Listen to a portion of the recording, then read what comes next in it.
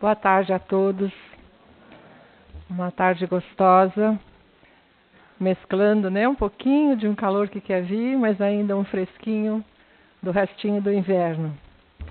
É uma alegria muito grande estar aqui para fazer essa exposição, esse estudo em conjunto com vocês, mas sempre é uma responsabilidade muito grande falar de Jesus, falar dos ensinamentos da doutrina e falar substituindo a Maria Helena, né, que aumenta, é um acréscimo de responsabilidade. Para todos nós é uma responsabilidade quando nós tomamos conhecimento da palavra de Jesus. Porque se nós já conhecemos, nós temos o dever de pôr em prática. E quando não colocamos em prática, ficamos em dívida.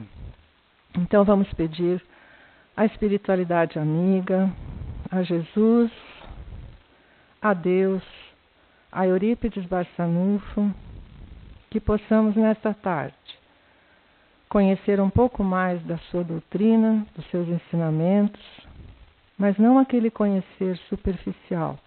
Ainda que não consigamos compreender tudo, que aquilo que entendermos possamos colocar em prática, dando nosso exemplo, nosso testemunho a todos aqueles que nos rodeiam.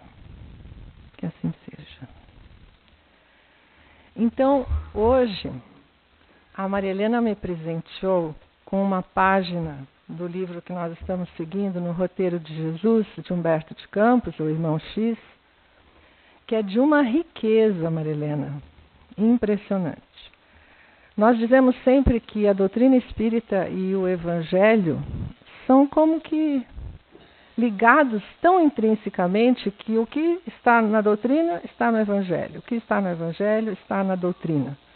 Com uma linguagem um pouco diferente, porque na palavra de Jesus a linguagem é aquela linguagem figurada, como nós sabemos, uma linguagem simbólica, cheia de parábolas, de metáforas.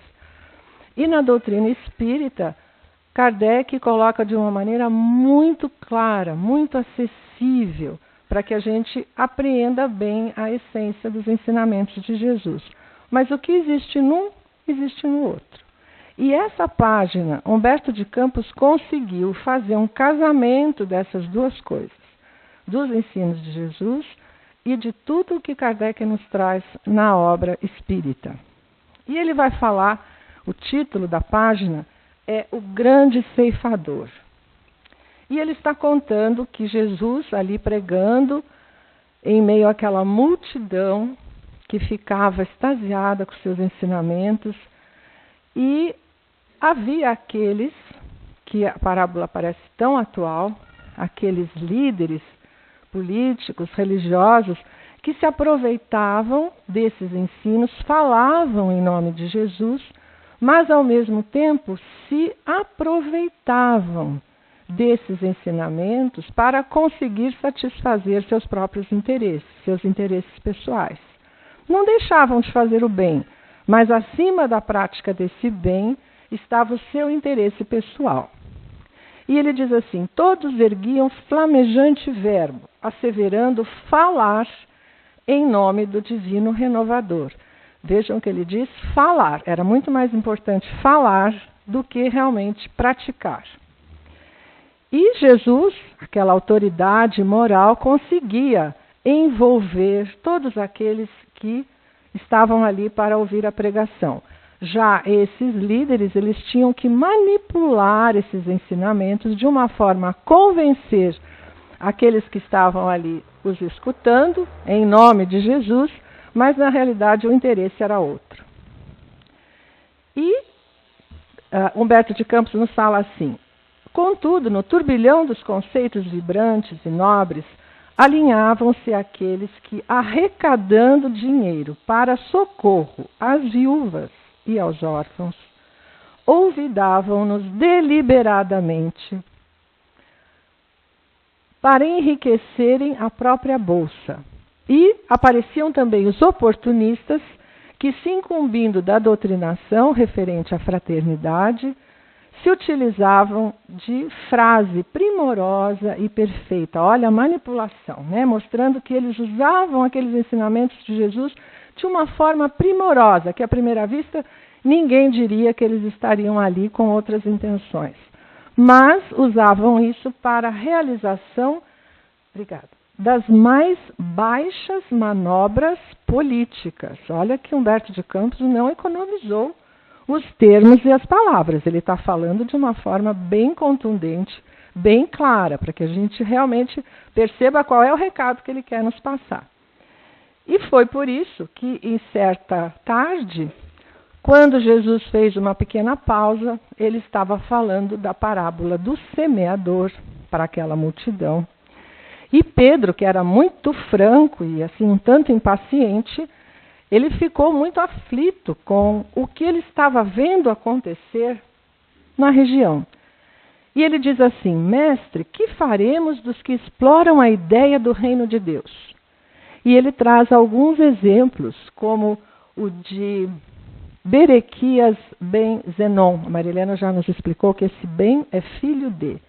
Então, Berequias, filho de Zenon, que dirige com entusiasmo dominante, apropriando-vos da mensagem sublime, mas para solicitar dracmas, quer dizer, dinheiro, dos pobres pescadores. E também Aminadab ben Azor, filho de Azor, que também fazia a mesma coisa, reconfortava o espírito, mas incitava a revolta no povo, que queria sair daquele domínio, daquele jugo romano.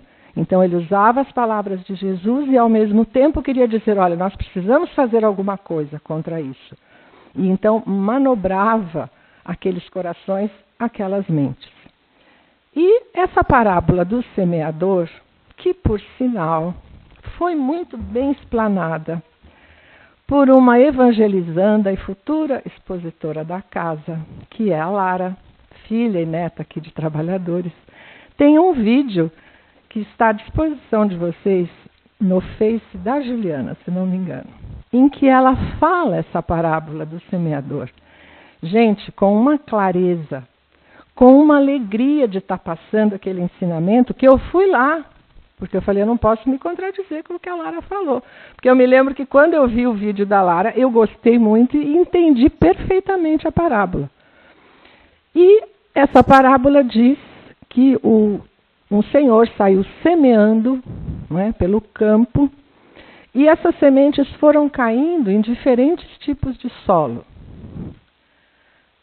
Aquele que semeia saiu a semear, e enquanto semeava, uma parte da semente caiu ao longo do caminho, e as aves do céu vieram e a comeram, que a Lara chamou de passarinhos. E o que quer dizer isso? Comeram as sementes que caíram, as sementes estavam lá. Elas sumiram porque vieram aves e a roubaram. São aqueles corações, aquele solo do nosso coração, que é incrédulo, que é indiferente, que não quer saber do conhecimento. O conhecimento está ali à disposição.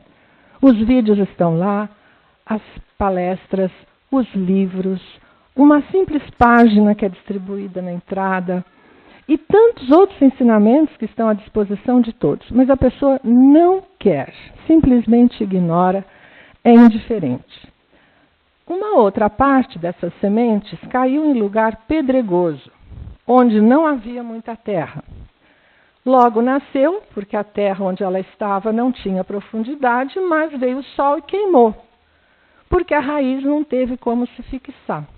Então, essas pedras, esse terreno pedregoso, nós podemos entender como aquelas cristalizações que nós temos dentro de nós, aqueles preconceitos, aquelas ideias preconcebidas que não nos deixam abrir o coração e a mente, dando espaço para que essas sementes germinem. Um outro tipo de solo, ele diz, outra parte caiu sobre os espinhos, mas quando os espinhos cresceram, eles a sufocaram. Os espinhos seriam aqueles nossos apegos ainda às coisas terrenas, aquela ilusão de que os bens terrenos, de que os interesses materiais são mais importantes do que essa semente do conhecimento da palavra de Jesus. Então nós deixamos os espinhos crescerem e eles sufocam aquela semente que poderia vir a germinar. Outra, finalmente, caiu em terra boa e frutificou. Alguns grãos produziram 100 por 1, outros 60 e outros 30. Então, quando o coração e a mente já estão amadurecidos, de boa vontade, com interesse em se melhorar, em progredir, em trabalhar o próprio íntimo, então é o terreno fértil que essa semente vai encontrar para germinar, para crescer e para verdejar esse campo que é o nosso coração. E esse campo que é o nosso coração, nós podemos tomar também como a humanidade toda. É um mundo, é a Terra. A Terra tem lugares em que ela está, como no primeiro caso, ainda dura, não há possibilidade de se plantar nada ali. Em outras ela já tem um pouquinho de terra, mas pouca terra, então não há como aquela semente se fixar. Em outros lugares já existe um pouco mais de terra, mas ainda muitos espinhos, muitas ervas. E em outros em que a terra já está preparada. Quando nós pegamos um avião e vemos lá de cima, né, aquelas plantações enormes fazendo desenhos lindos, é essa imagem que nós podemos fixar dessa terra boa em que as sementes vão germinar. Então, Jesus imaginou que com essa explicação da parábola do semeador, todos tivessem entendido, inclusive os apóstolos, inclusive Pedro. Mas Pedro estava muito indignado e disse: como que nós vamos fazer se o Senhor está trazendo essas sementes e, em alguns casos, eles estão usando essas sementes para outros interesses? Como fazer para terminar com isso? Pedro queria acabar com essa prática. E Jesus, como sempre, muito calmo, meditou alguns instantes e replicou: Simão, antes de tudo é preciso considerar que o crime confesso encontra na lei a corrigenda estabelecida. Quem rouba é furtado. Quem ilude os outros engana a si próprio. E quem fere será ferido. Olha a calma de Jesus mostrando: deixa, o tempo vai se encarregar de que a lei divina se cumpra. Porque algumas pessoas, somente quando a lei se cumpre, quando vem a dor como consequência das suas ações más, é que vão levar aquele choque e vão perceber que eles mesmos estão sendo punidos. E é verdade, quando ele diz: quem rouba é furtado. Se eu roubo alguma coisa de alguém, quer dizer, se eu me aproprio indevidamente de algo material ou imaterial que é de alguém, eu estou roubando de mim mesmo a verdade, a dignidade, a prudência, o acatamento das leis. Eu estou me prejudicando. Eu estou piorando o meu íntimo. Quem ilude os outros engana a si mesmo, porque iludir os outros é achar que está levando vantagem. Está se iludindo que está levando uma vantagem, mas em algum momento o resultado da lei vai acontecer. Então a pessoa vai ver que não adiantou nada tentar iludir os outros. E quem fere será ferido. E aqui nós vemos, tanto nas argumentações de Pedro, como nessa resposta tão sucinta, mas tão profunda de Jesus, quando eu falei daquela inter-relação entre o Evangelho e a doutrina espírita, nós vemos na explanação de Pedro o cumprimento da lei de liberdade. Todos nós temos liberdade de agir como quisermos. Diante de uma verdade ou diante de uma mentira, nós podemos fazer com aquilo que bem entendermos. Vai depender daquele livre-arbítrio mais ou menos já amadurecido que o homem tenha, para então direcionar o seu comportamento para o bem ou para o mal. Mas é uma explicação muito clara do livre-arbítrio. E quando Jesus dá essa resposta, ele está falando da lei de justiça divina, da lei de ação e reação, de causa e efeito. Com essa liberdade, nós podemos agir da maneira que quisermos, mas a lei vai se cumprir. Em algum momento vai acontecer. E, continuando com esses ensinamentos tão ricos, Jesus diz: se há juízes no mundo que nasceram para o duro mistério de retificar, de colocar os castigos, de repreender, aqui nós nos achamos para a obra do auxílio. Não podemos olvidar que os verdadeiros discípulos da Boa Nova, atentos à missão de amor que lhes cabe, não dispõem de tempo e disposição para partilhar as atividades dos irmãos menos responsáveis. Olha quanto ensinamento aqui. Irmãos menos responsáveis, aqueles que ainda não se compenetraram de que, conhecendo o ensinamento, têm responsabilidade em se comportar de acordo com ele. E então ele nos diz: nós que já sabemos o que temos que fazer com essa verdade, com esses ensinamentos, não podemos perder tempo em ficar julgando. A lei humana vai se cumprir, a lei divina vai se cumprir, mas não somos nós os julgadores. Julgador é Deus e a consciência de cada um. Então nós não vamos perder tempo com isso, nós vamos continuar o nosso trabalho. E aí ele segue dizendo: além disso, baseando-me em sua própria palavra, a palavra de Pedro, não estamos diante de companheiros totalmente esquecidos da caridade.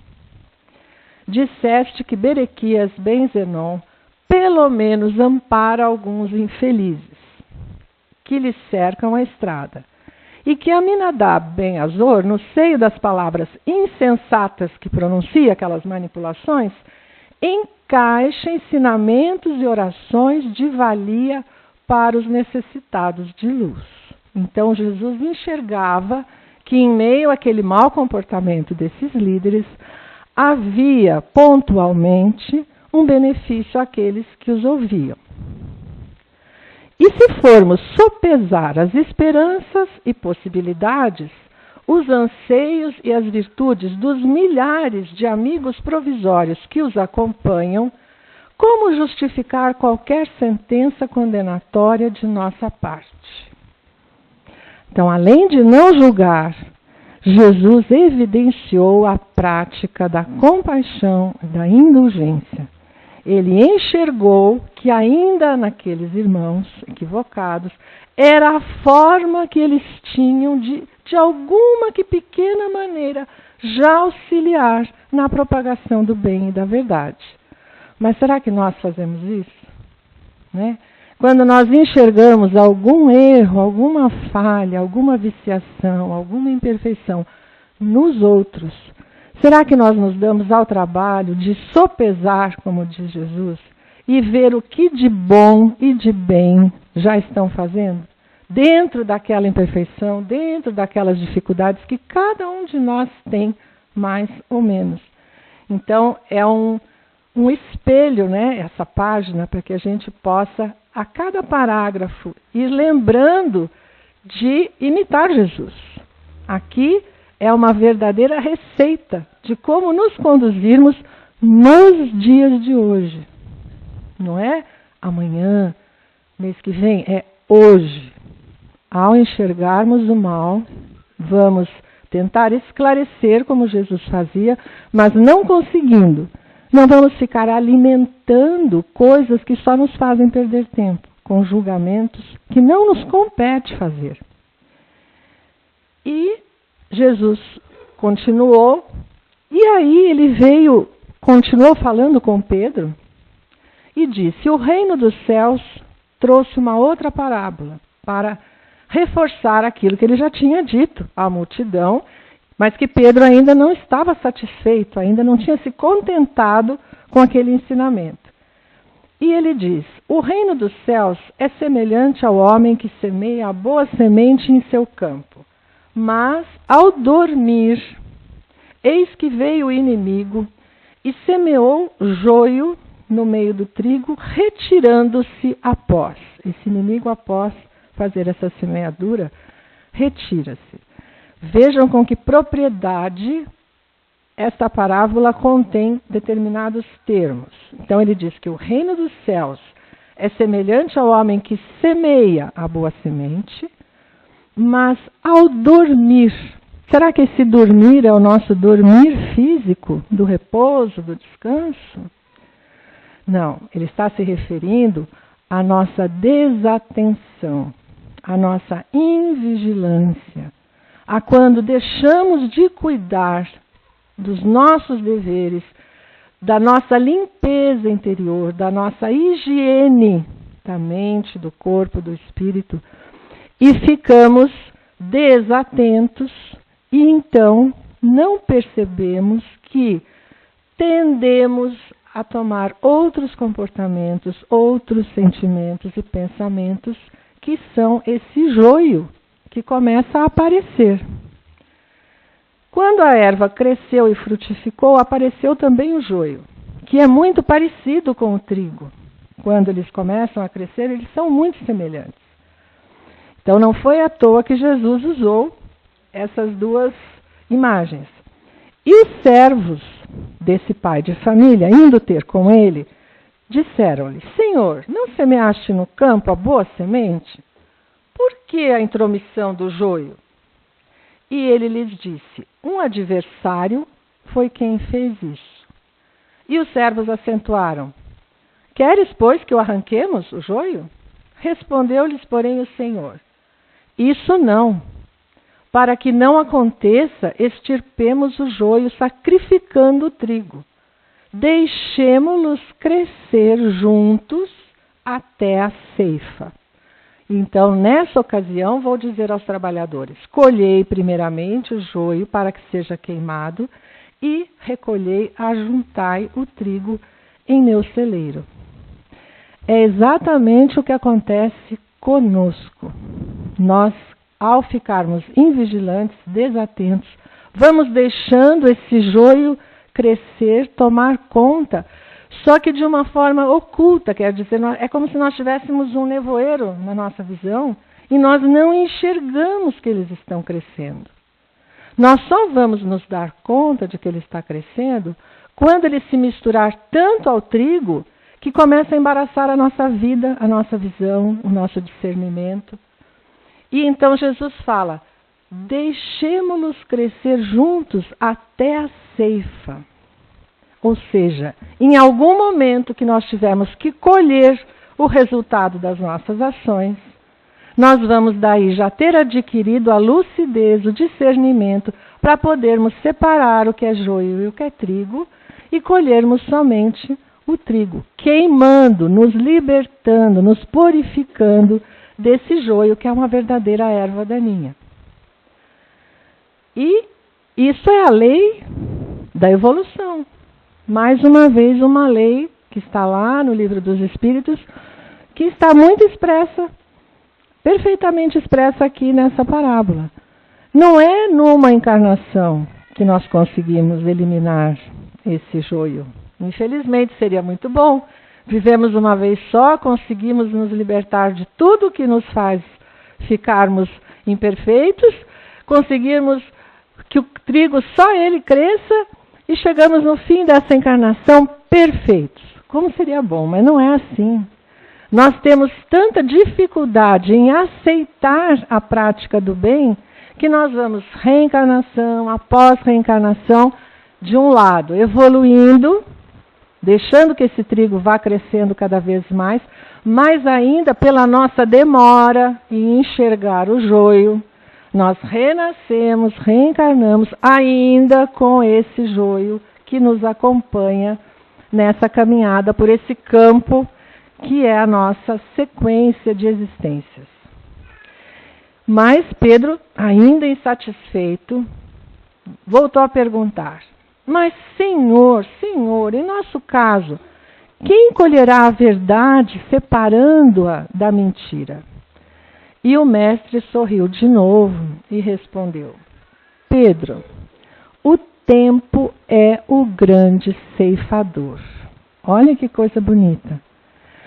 E não é outra coisa a não ser a lei, o princípio da pluralidade das existências, que nós vamos ao longo do tempo ceifando aquilo que nos faz bem e eliminando aquilo que nos faz mal. Quanto mais nós enxergarmos em cada reencarnação a hora que o joio começa a aparecer, mais rapidamente nós vamos conseguir chegar a uma colheita sadia. E quanto mais, lógico, nos demoramos, deixando que esse joio permaneça, mais reencarnações nós vamos precisar em mundos como este em que nós vivemos, de provas e de expiações, para podermos fazer aquela colheita final feliz. E ficamos aqui imaginando que Jesus, que nós sabemos um espírito perfeito, um espírito que chegou ao maior grau de evolução possível como criatura divina. Nós sabemos que ele também foi criado por Deus, pelo nosso Pai, da mesma forma que nós. É difícil imaginar isso, né? Porque nós vemos Jesus tão sábio, tão amoroso, a encarnação mesmo do amor, que é difícil para nós imaginarmos que lá atrás, um dia, ele foi também como nós, criado simples e ignorantes. Simples e ignorante. É difícil a gente conceber isso, mas é a pura verdade, porque as leis divinas, elas não admitem exceções.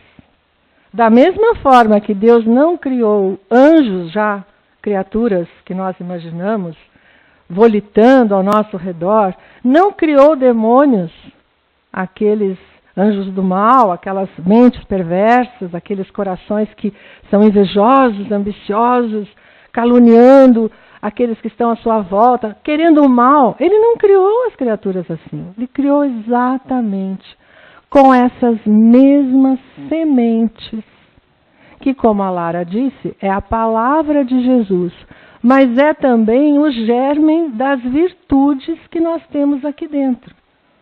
Então, como Jesus, sabendo que nós já tínhamos essas sementes das virtudes aqui dentro, vendo que nós estávamos demorando para deixá-las florescer, ele vem e traz a semente do ensinamento e planta aqui dentro também.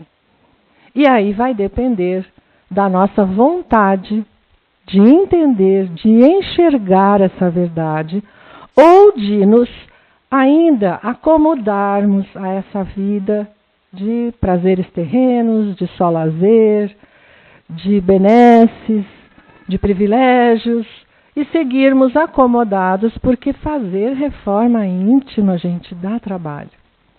Não é algo, eu tiro de letra. Tira nada.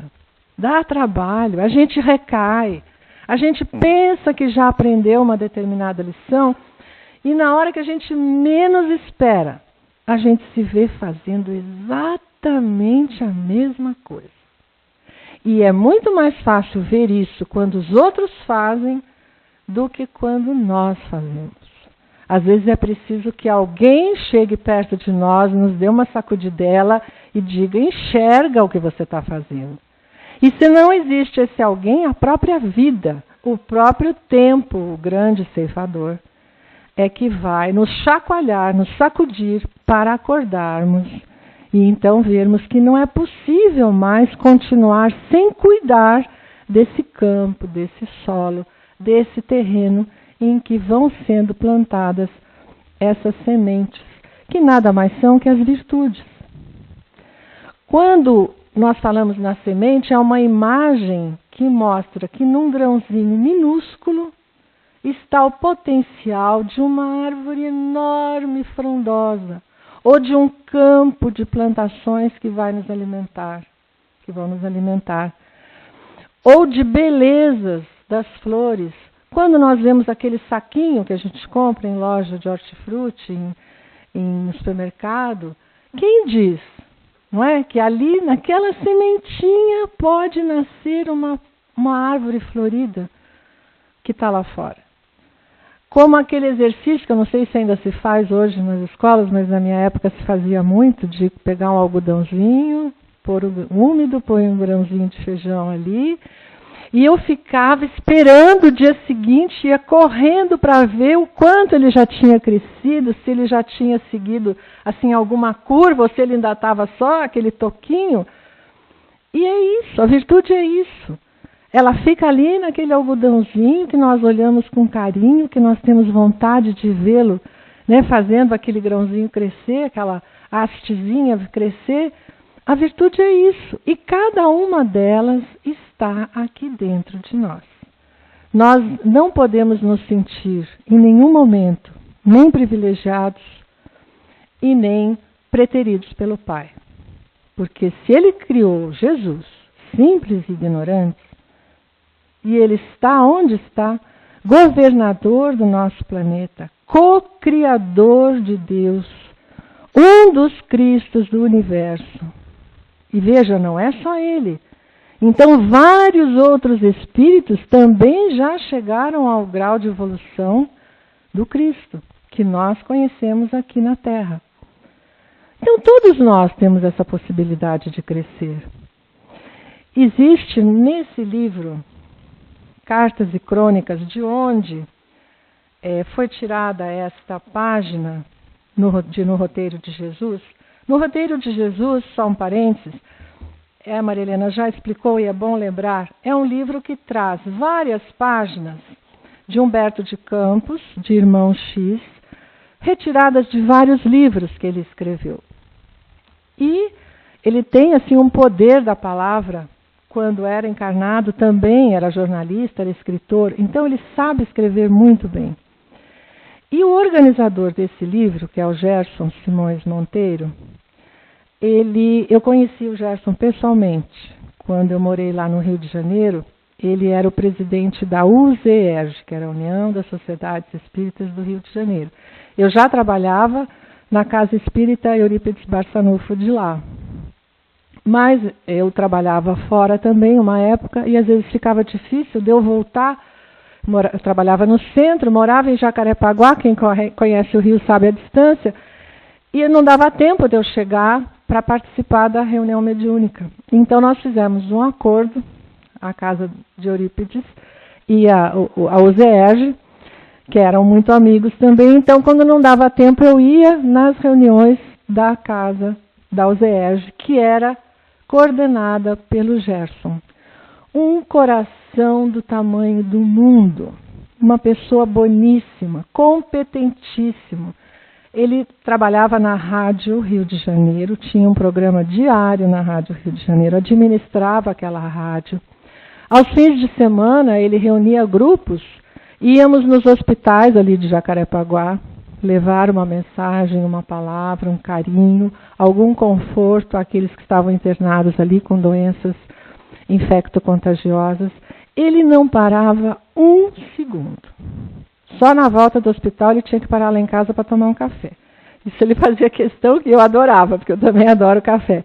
Mas então, assim, uma pessoa super simples, do bem, trabalhador. E então, quando eu pego esse livro, me vem à memória todas aquelas vivências que nós tivemos, toda aquela presença dele nas nossas vidas, ajudando inúmeras pessoas com a sua palavra. E não é à toa que ele resolveu organizar os textos de Humberto de Campos, que ele, como era radialista na Rádio Rio de Janeiro, ele também tinha aquela verve do jornalista, né, que traz exemplos muito práticos. Então, eu acho que essa identificação dele com Humberto de Campos, com o Irmão X, vem desta prática da palavra, de levar, de comunicar esses ensinamentos.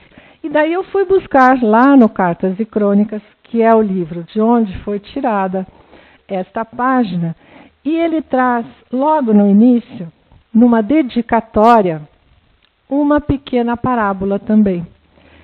E ele diz assim: num belo apólogo, conta Rabindranath Tagore que um lavrador a caminho de casa, com a colheita do dia, notou, em sentido contrário, vinha uma carruagem suntuosa revestida de estrelas luminosas. Contemplando-a fascinado, viu-a estacar diante dele e, semi-estarrecido, reconheceu a presença do Senhor do mundo, que saiu da carruagem, estendeu-lhe a mão e pediu-lhe esmola. E ele, o quê? Refletiu espantado. O Senhor da vida a rogar-me auxílio a mim, que nunca passei de mísero escravo na aspereza da vida? Conquanto, excitado, mudo, mergulhou a mão no seu alforje, que continha trigo, trazia esse alforje junto a si e entregou ao divino pedinte apenas um grão da preciosa carga. Falou, bom, eu vou dar porque eu tenho tão pouco, mas eu vou dar esse grão de trigo. O Senhor agradeceu e partiu. Quando, porém, o pobre homem do campo tornou a si do próprio assombro, quando ele caiu em si daquele susto que ele tomou, observou que doce claridade saía do alforje poeirento. O grânulo de trigo, aquele que ele tinha entregado ao Senhor da vida, voltou ao alforje. Ele pôde contar e viu que tinha sido devolvido, transformado em uma pepita de ouro.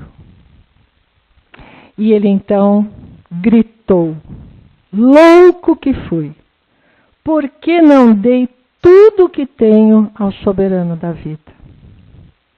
E não é assim que nós fazemos, às vezes, ainda na nossa preguiça, na nossa ociosidade, nessa indolência. Ficamos arrastando, às vezes, algumas coisas que nós sabemos que temos que fazer para doar esse grão da nossa contribuição para o bem, para a prática da caridade. E, às vezes, com muito custo, damos alguma coisinha. Mal sabemos que essa pequena coisinha é essa pepita de ouro que Jesus e Deus agradecem por termos doado. E aí vem o arrependimento, né? Por que não fizemos mais?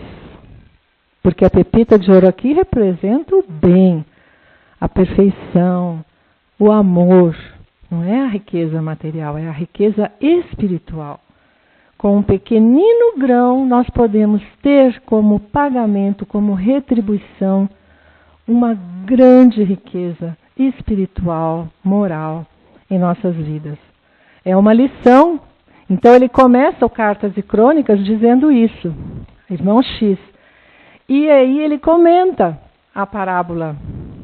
Na atualidade da Terra, e vamos pensar na nossa atualidade, nos nossos dias, quando o materialismo compromete edificações veneráveis da fé, como nesta outra parábola que vimos, né, do grande ceifador, no caminho dos homens, sabemos que o Cristo pede cooperação para a sementeira do Evangelho redivivo que a doutrina espírita veicula.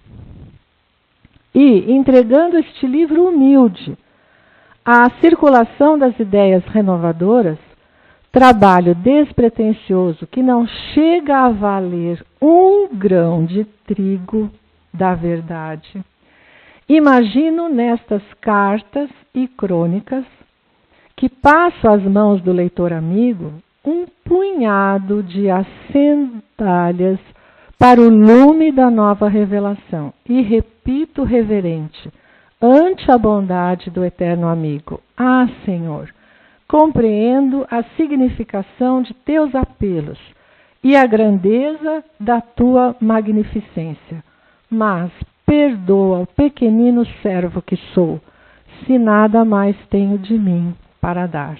Então ele reconhece, mesmo fazendo um livro com tanta sabedoria, com tantas lições importantes, amarrando, engendrando os ensinamentos de Jesus com a doutrina espírita, fazendo um tecido, dessas duas ordens de ensinamento, nos fornece esse tapete verdejante para nós caminharmos, para nós nos conduzirmos diante da vida. E aí, ao final, quando Jesus responde, né, a Pedro, que estava, Senhor, Senhor, como? Quem vai colher a verdade separando-a da mentira? E que Jesus responde, Pedro, o tempo é o grande ceifador. Ele diz, esperemos por ele, pelo tempo, cumprindo o dever que nos compete. Enquanto isso, vamos trabalhando. A vida e a justiça pertencem ao Pai. E o Pai decidirá quanto aos assuntos da vida e da justiça. Vemos a humildade de Jesus, sendo quem era e repetindo a Pedro, nem a mim compete julgar, fazer justiça e entender que devo interferir de uma forma contundente. A vida vai se encarregar de fazer isso. E só o Pai é o seu dono. De uma humildade impressionante. E aí, porque ninguém lhe opusesse embargo, quer dizer, ninguém mais contestou, nem Pedro nem os que estavam à sua volta, calou-se o mestre para demandar em seguida outros ensinos. Silenciou o velho Jonathan, que era aquele que relatava todas essas situações e que Pedro compartilhava, presenciando tudo isso. Ele silenciou e, diz Humberto de Campos, a nosso turno, com material suficiente para estudo, separamo-nos todos para concluir e meditar. Então dá para imaginar a cena, né? Jesus tinha acabado de falar à multidão, os apóstolos, os discípulos mais chegados à volta dele. Nesse caso foi Pedro quem questionou, quem interrompeu Jesus durante uma pausa. Jesus traz o ensinamento, repete o ensinamento, faz uma parábola, depois faz outra parábola, explica. E então todos se calam e cada um sai para o seu caminho, refletindo, porque o material que temos aqui para refletir é realmente imenso e muito rico. E as coisas não acontecem por acaso.